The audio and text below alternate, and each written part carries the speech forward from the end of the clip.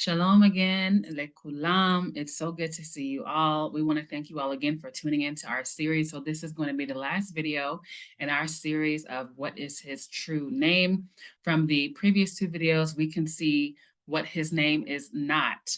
And so hopefully you understand what his name is not. So when we tell you what his name is in this third video, you will understand why, and you will have an understanding that his name can't be anything else but what we're going to reveal to you. And again, hopefully by this third video, you will understand everything as it's been a progression and a build up to show you, especially the grammar of the language, and that his name really is built into the grammar of the language that he created. So as usual, we are going to remove our faces and then we will hop back on for our outro. So we'll see you guys in a little while. Before we begin today's lesson, we will be going over Moses and the burning bush in Exodus chapter 3, just to gain some context of the story before we begin. Starting with verse 4. When Yah said that he had gone over to look, Yah called out to him from within the bush, "Moses, Moses." "Here I am," he answered. "Do not come any closer," Yah said. "Take off your sandals, for the place where you are standing is holy ground." Then he said, "I am the Elohim of your father, the Elohim of Abraham, the Elohim of Isaac, and the Elohim of Jacob." And Yah said, "I have indeed seen the affliction of my people in Egypt. I have heard them crying out because of their oppressors, and I am aware of their sufferings. And now the cry of the Israelites has reached me, and I have seen how severely the Egyptians are oppressing them. Therefore, go, I am sending you to Pharaoh to bring my people, the Israelites, out of Egypt." But Moses asked Yah, "Who am I that I should go to Pharaoh and bring the Israelites out of Egypt?" "I will be with you," Yah said, "and this will be the sign to you that I have sent you. When you have brought the people out of Egypt, all of you will worship Elohim on this mountain." Now take note that I have here highlighted "I will be" and Ahayah. Moses said to Yah, "Behold, when I come to the children of Israel and tell them, the Elohim of your fathers have sent me to you, and they ask me, what is his name? What should I tell them?" Yah said to Moses, "I am who I am." And he said, "You shall tell the children of Israel this, I am has sent me to you." So once again, I have highlighted "I am who I am," as well as "I am," and Ahayah asher Ahayah. And we're going to check out in this video if Ahayah asher Ahayah really means "I am who I am." And also if Ahayah asher Ahayah is the correct pronunciation, or is it Ahayah asher Ahayah? Let's jump right into some grammar. Let's go. This is Grammar 101. What is a verb? A verb is a word that indicates a physical action, for example, to drive, a mental action, to think, or a state of being, to exist. Every sentence contains a verb. Every sentence must have at least one verb, or we know that it is an incomplete. Verbs are almost always used along with a noun or pronoun to describe what the noun or pronoun is doing. Example, I am eating an apple. I eat apples, on and so forth, okay? An imperfect verb would be something that started in the past and is ongoing. It's habitual or an incomplete action. It's in the process of being accomplished. So a great example of this would be past progressive or future, something that hasn't happened altogether yet, or again, something that started in the past that has not been finished. A perfect verb is the opposite. It is something that was started in the past and was completed in the past. So an action completed, finished, or perfected. So what is an epithet? Returning to the Colosseum today after 5 years in retirement, Caesar is pleased to bring you the only undefeated champion in Roman history, the legendary Tigress of Gaul!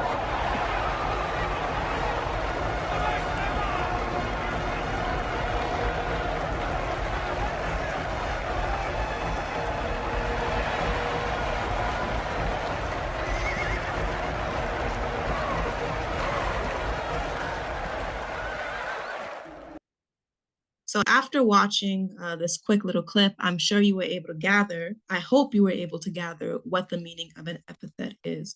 And if not, it is basically an adjective or a descriptive phrase that is used to express a quality or characteristic of a person or thing. So if you watch the video, there was the clip of the man who was announcing this gladiator had come to the Colosseum after 5 years. And he said, the only undefeated champion in Roman history, the legendary Tigress of Gaul. So we are going to take a look very soon, once again, at Exodus 3 and some of the Hebrew to be able to see that when Yah was on that mountain speaking with Moses, he was giving an epithet. He was giving a descriptive phrase to express his character. It wasn't necessarily just a name that he gave.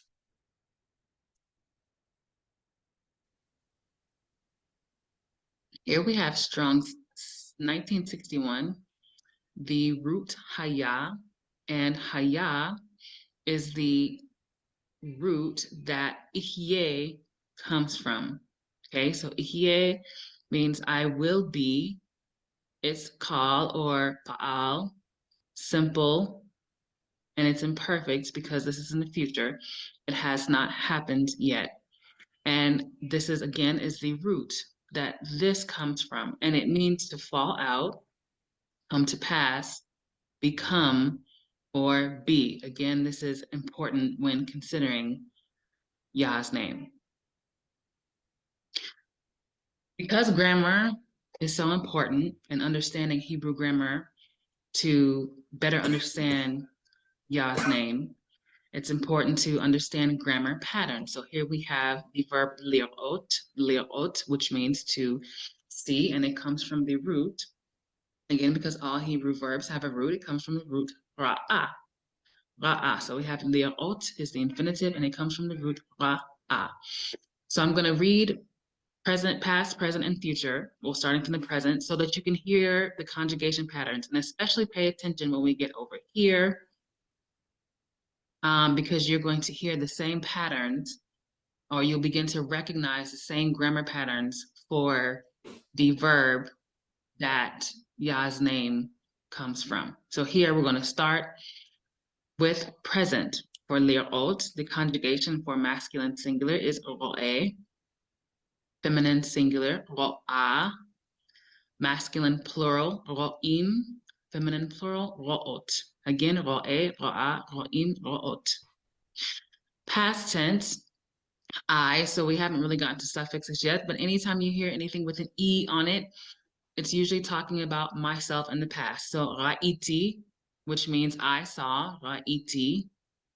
Going down, you saw to a male, ra'ita. You saw to a female, ra'it. He saw, third person, ra'a. She saw, third person, ra'ata. Ra'ata.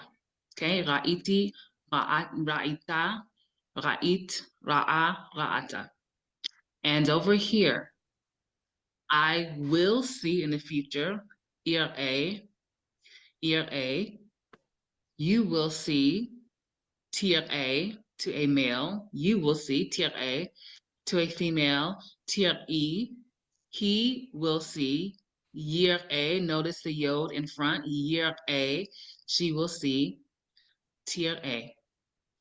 Ir'e, tir'e, tir'i, yir'e, tir'e. Again, these conjugation patterns are very important. And when you say them fast, if you have another vav tav verb, when you say them fast, you begin to notice the grammar patterns. Again, this is why we wanted to include this slide, so you can hear the pattern, because you're going to see it again when we get to the verb that means to exist. So here I have a screenshot from 501 Hebrew Verbs by Shmuel Bolonsky. I highly recommend this book if you are wanting to learn the Hebrew language, or if you'd like to learn how to conjugate Hebrew verbs. I definitely recommend it. So we have this verb Ahayah, which Siona recently explained, which means to fall out, to come to pass, to become, to be, but it also means to exist. This chart is actually from my teacher, Tsibaya. Her link will be in the description box down below. And the reason why I am using her chart is because it's a little easier on the eyes if you're not familiar with the language, as it has English transliteration, unlike Shmuel Bolonsky's 501 Hebrew Verbs. But before we begin, let's read Revelations chapter 1, verse 8. It says, I am the Alpha and the Omega, the beginning and the ending, saith Yah, which is and which was and which is to come, the Almighty. So we have which is, YHWH, which was, Ahayah, and which is to come, YHWH. So Ahayah and YHWH, they are the same verb. It's the same verb. But YHWH is just an older spelling, or an older variant of this word, root word, Ahayah, which we can see here, YHWH, YHWH. So once I read out to you Ahayah and YHWH in all of these tenses, you will be able to hear similarity in the sound pattern or the pronunciation that Siona just showed you from Ra'ah, which is also a Pa'al Binyan, and Ahayah also being in the Pa'al Binyan. It has the same sound pattern. So we have what Siona showed you earlier, Ro'eh, O'eh, YHWH, masculine singular. We have in past tense, he saw, Ra'ah. Again, he was, Ahayah. Future tense, Yir'eh, Yihyeh. So they all have, once again, the same vowel pattern. This is not just a one-time thing. This is not just, there is order and pattern in the Hebrew language, and the same applies to Yah's name. For those of you who are calling on the name of Ahayah, ebonically and ignorantly pronounced as Ahaya, this is first person, I will be, or I will exist, or I will come to pass. So for example, today, if I wanted to say, I will be in the office today, I would say, Ahayah bamisrad hayom. I will be in the office. I'm speaking first person for myself. You cannot call on anyone's name. You cannot call to anybody or pray to anyone or anything in first person. You're talking to yourself. All male names in the Hebrew language that stem from a root word that is a verb, such as Ahayah, this is a verb. It is in third person, such as Yehuda, which comes from Yada. He will praise, or he will confess. He will throw. Or Yosef, Joseph. Yosef comes from Yasaf, meaning he will increase. Or Ya'ir, meaning he will enlighten. Or Yaakov, Jacob from Yaakov, he will follow, he will be behind, he will supplant. So they all have this same pattern with the yod. On this, if you continue to call on this name, first person Ahayah or Ahayah, you're praying that Ahayah, Ahayah will be done. I will be done. I will exist. My will exist. My will exist. My will be. Blasphemy. So I am the beginning and the end, the past and the future. We get Yod He Yah. The present is already in actuality as you're speaking of it, or just simply being. And you can't talk about the past without being in the present. And you can't talk about the future without being in the present. You can't prophesize what's going to happen in the future without being in the present. So this is how we get the name of Yahweh. Once again, Yahweh, not Ahayah. Ahaya, or Ehyeh, is also missing in this equation. Ahaya only consists of past and future, but not the present, not the I am. And here we have come to lehiot. Lehiot. This is the verb that our king, our master, our creator's name comes from. It means to be, exist, belong, or come to pass. Again, it is lehiot, and the root is hawa or haya. This is more ancient. This is more up to date, but they're both interchangeable. Okay. Hawa and haya. So again, lehiot. So we have ihye, asher, ihye. I will be that I will be. Again, in the previous slide, we saw that ihye comes from the root haya, okay? And that it means to become, come to pass, etc. Here at the bottom right, we see that Yah, Yod Hey, is in the past. He was in existence, and he will always exist. So the Yah denotes past and future. So what are we left with? We're left with the present, which is weh. If you look at the conjugation table or the conjugation pattern for the verb lehiot, in the masculine present, it is conjugated as howe. It's howe, hoa, hoim, howot. So if we go back to this slide, for lehiot instead of leirot, again, the conjugation patterns are the same. Okay, howe, howe. What makes it masculine? It's the way at the end, and then we have feminine singular ro'a, and then plural ro'im ro'ot. Okay, a im ot. Also here, same. Howe, hoa, hoim, howot. Howe, hoa, hoim, howot. So when you put it all together, we have Yahweh.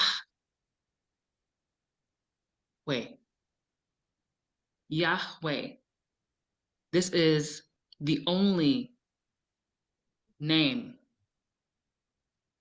that can sum up the fact that Yahweh exists of himself outside of time. The grammar of this language dictates what his name is, what his name was, and what his name will always be. His name is Yahweh. Reintroducing the King of Glory. According to Exodus 3:13 through 15, let's jump right into it. Moshe said to Yahweh, behold, when I come to the children of Israel and tell them, the Elohei of your fathers has sent me to you, and they ask me, what is his name? What should I tell them? Yahweh said to Moshe, Ihyeh Asher Ihyeh. I will be that I will be. And he said, you shall tell the children of Israel, Ihyeh. Ihyeh has sent me to you. I will be has sent me to you. Down here in Be'irut, Ihyeh shelachni, Ihyeh sent me alechem to you. Ihyeh shalachni alechem. Okay, so the YouTube leaders have you believe that that's the end of the matter. But Yahweh was expressing his character here, that when they inquire about me, you tell them that the one that's existent of himself sent you, the one that was before and will be after the foundations of time has sent you.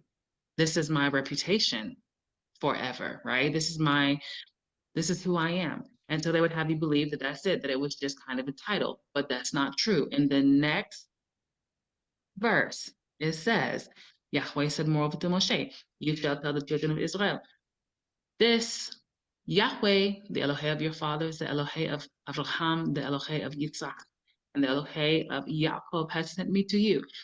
This is my name forever, Yahweh. This is my name forever, and this is my memorial to all generations. Ivrit.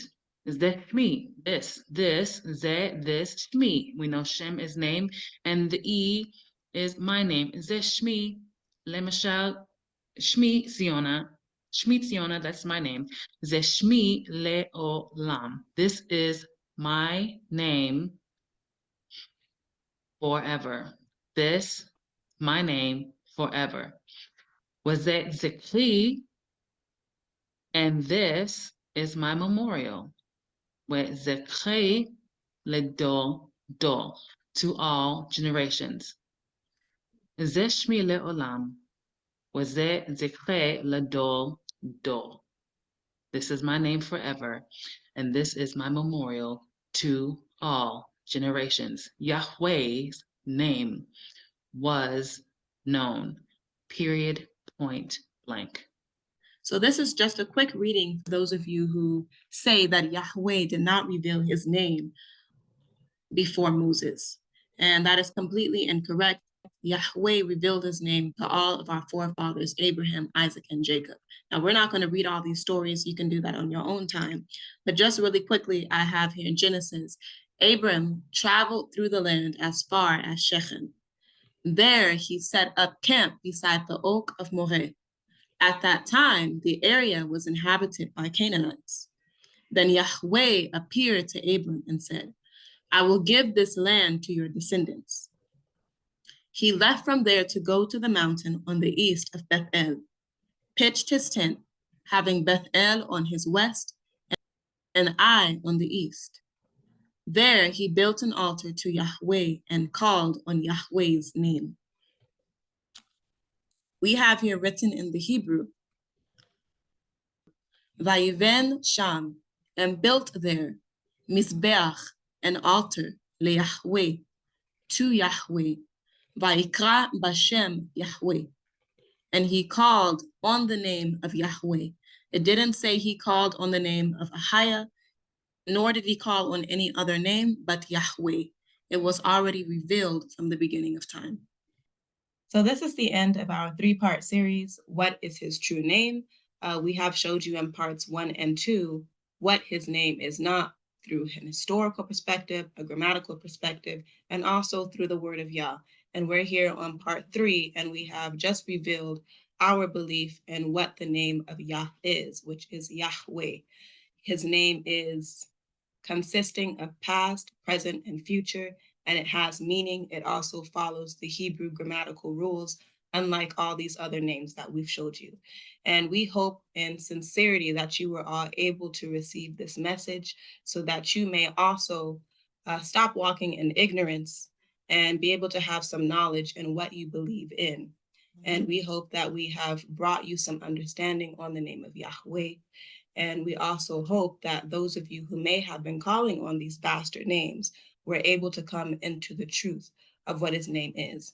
And if you weren't, all I can say is, you can lead a horse to the water, but you can't make him drink. Y'all's sheep know his voice, and we believe that anyone who is seeking righteousness or on the path of righteousness will understand and have some clarity on the name of Yahweh. So stay tuned to our next videos. Please subscribe. If you have any other questions or comments, not debates, please feel free to drop them down in our comment box, and we'll get back to you. And we will see you soon, Yah willing. להתראות. להתראות. Shalom.